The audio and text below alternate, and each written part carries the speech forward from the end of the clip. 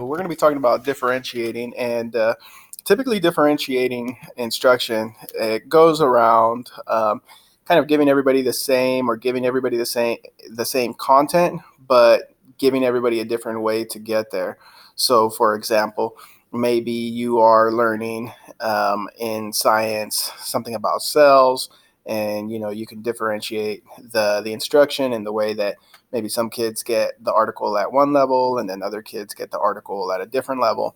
And it's kind of one of the traditional ways to look at the differentiation of instruction. Now, differentiation, how I'm going to share it in this presentation, is in how kids actually get to explore the different options that you're giving them for the curriculum, and then how kids are going to get to ultimately be able to present this. And this is a presentation that I did with another gentleman at our school district, and then Ben Bush, and we were actually able to share this presentation out in San Antonio at a large conference. So the name is Genius Hour 2.0, and Genius Hour 2.0 plays off of the idea of Genius Hour, the original concept.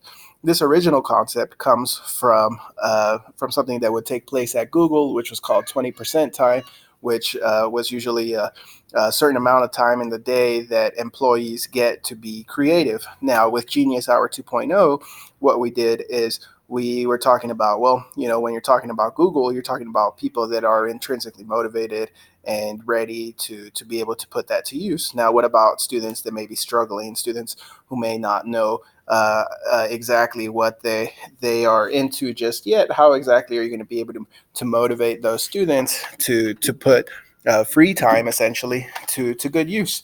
And I think this goes pretty well with just the idea of differentiation. So I'm not going to go through our presentation, but I'm going to share with you some of the pieces that we had actually put into it that were pertinent to the work.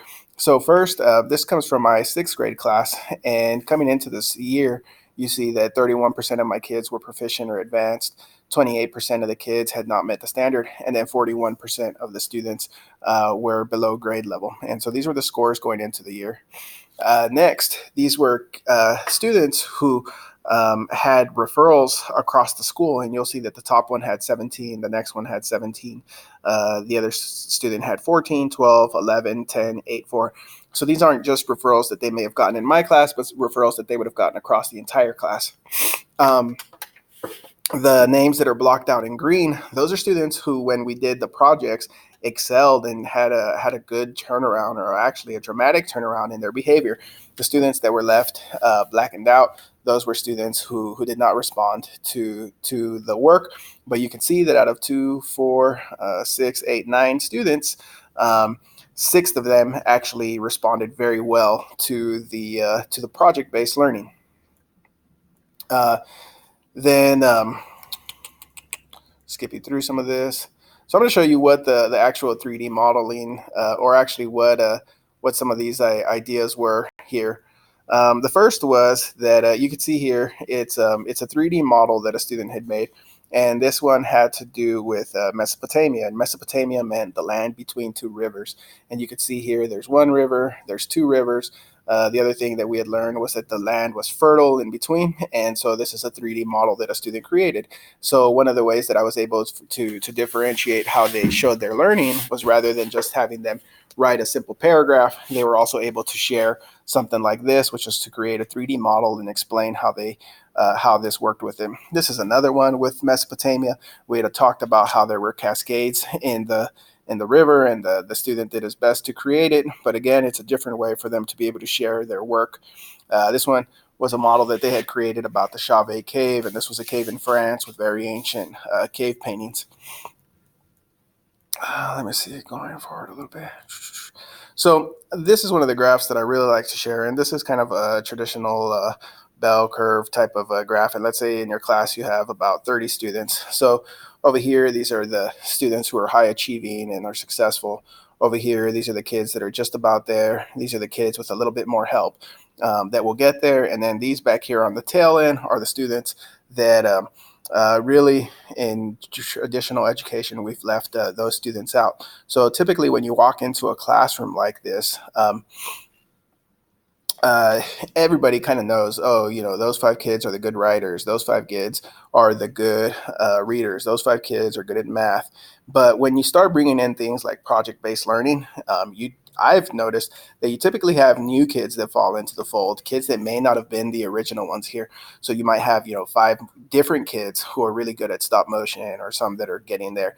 You bring in more kids presenting, and you have that child who might not be the best reader and the writer, but they sure can talk, and they sure can share their learning. And then with 3D models, I've always found that there are students who just completely break the mold of who was successful before in class. But what you see here is that although you haven't moved over the achievement gap, meaning that more kids maybe aren't proficient within your class culture, you've made it a little bit more equal, because you have more kids being able to share their knowledge in unique ways. So now, what we're going to create in this what we're going to create for this week is going to be an actual 3D model, and I'm going to show you kind of the basics of how you do it. These 3D models, you can later print them out and do as you wish with them. So I'm going to go to Tinkercad.com. I'm also going to show you how to put this into your tech quest, or you could just screenshot it too, that's fine. And when you go to Tinkercad, you can select sign in, and you're going to be able to sign in with your Google account. If it doesn't let you, you could create one with your Google account. But if I could remember correctly, it just lets you sign in.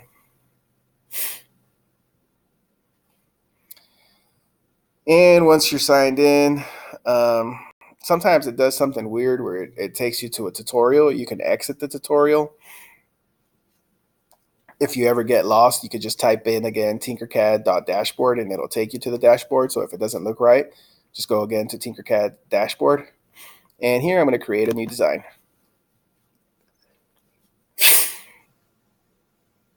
And let's see here. What are my kids learning about right now? Well, right now my kids are doing multiplication and division, so maybe we can do something with that. Let's see. They were talking about Jack and the Beanstalk. Maybe they could do something about that. Well, I'm just going to show you the basics. I'm going to make a little house. So you click on the model, you drag it out, and if you're using a mouse, there's a bunch of different functions that you can actually use on your mouse.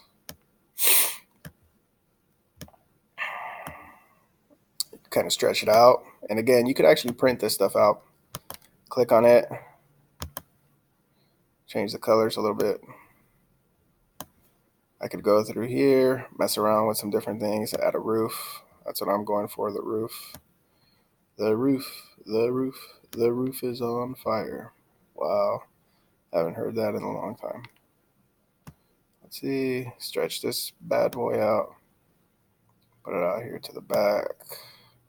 There's more advanced programs than this. This is just something that I've been using with middle school kids, and because it's been easier, and I don't typically have a class dedicated to it. But if you do have a class that's dedicated to it, you can mess around and try more advanced ones like SketchUp. If you're in high school, there's one called Autodesk Maya, that's like really advanced. 3D Studio Max, also very advanced. Sculptress, you could actually sculpt. So it's pretty crazy the amount of things you could do on the computer. Let's see, I'm going to add my little door.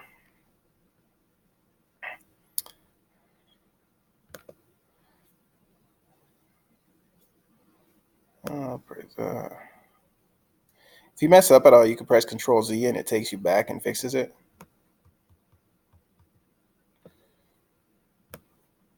I used to live in Visalia. I remember there was a neighborhood where everybody had red doors. I lived there. I had the red door too. Thought it was cool. Just never understood why.